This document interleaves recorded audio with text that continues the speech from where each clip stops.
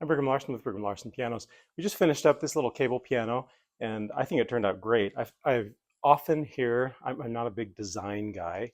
That's not really my forte. I'm really good at fixing pianos, though. But I often hear people talk about mid-century modern, and I think this piano fits. Maybe put in the comments if you disagree. But I think style-wise and color, it just kind of fits that sort of 19 like late 50s, early 60s kind of aesthetic, as far as like the music desk and the legs and the color. Everything just kind of fits in that whole genre of design. And I'm hearing it so often.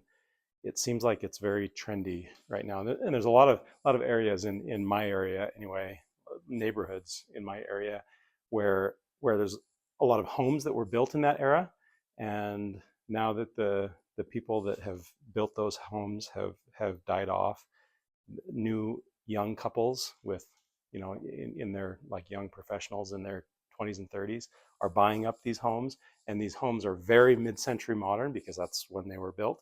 And these couples are embracing that, and they're designing with pianos just like this, and furniture for that matter, just like this. If you haven't seen my video of the Louis Zwicky, spelled Zwicki, it's a Danish piano. I've done 3 of these now. These are super cool pianos. They're probably the epitome. If you're interested in mid-century modern design, these pianos, at least in terms of pianos, these pianos are the epitome of mid-century modern. So check that out, Louis Zwicky.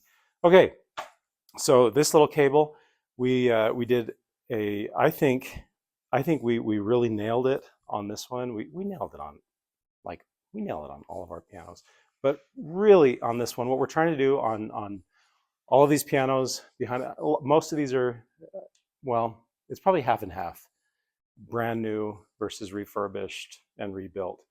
And what we're trying to do is we're trying to strike a balance between the right amount of work, and but not so much work that it is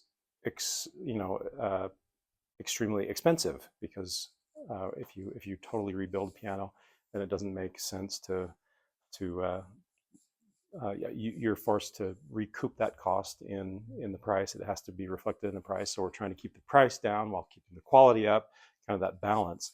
And I think this one really, really nails that, because I think cosmetically, functionally, tonally, all of that, everything is just exactly where it needs to be. So let's start with the cosmetics. I think this piano is very pretty. It's, like I said, it was refinished. And here in the shop, we've got a refinishing room, and this cosmetics, I think, are really nice.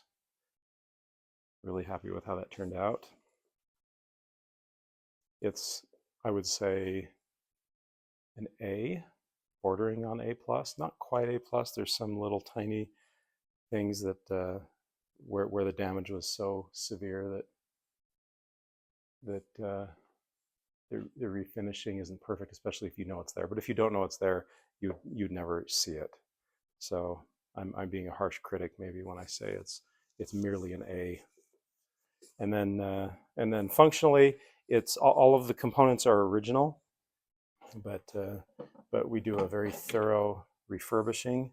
So that includes everything from cleaning. Pianos get super, super dirty over the years, and so we clean it very thoroughly. Reshape hammers, to prevent the hammers from being the improper flattened shape with thick grooves in them. And then we regulate everything. So regulation is a process where the action is thoroughly gone over to make it. It's all built-in adjustability. There's about a dozen or so, maybe more. Yamaha says, I can't remember what it is, 29 steps or something. It's been a few years since I've taken that class, but I mean, it depends on what you want to count as regulation. But there's somewhere between a dozen and 3 dozen if you really want to parse all of the regulation steps that make the regulation correct, the touch correct. So what you're going for in proper regulation of a piano is you want to maximize dynamic range, so you can play pianissimo all the way to fortissimo and manipulate the piano, everything in between.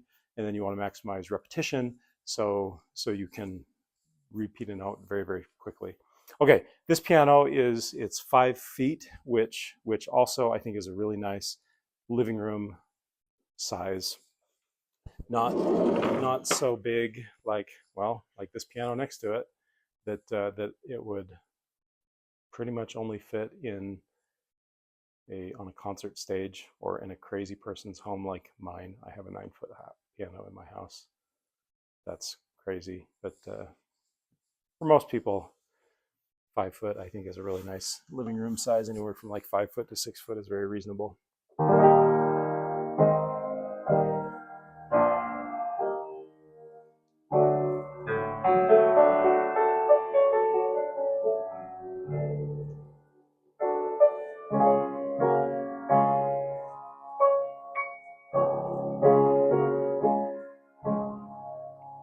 It's a nice tone.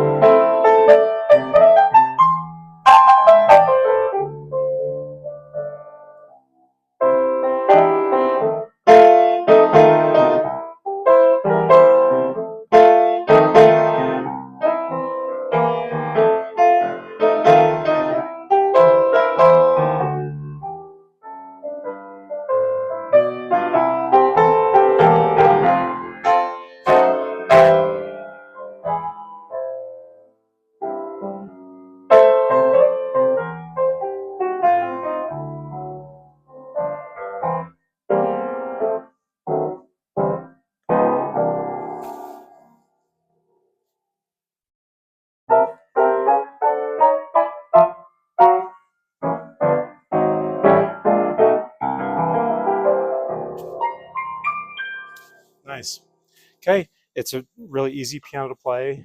And then as far as longevity, this piano is going to last a really, really long time, for sure, without a doubt.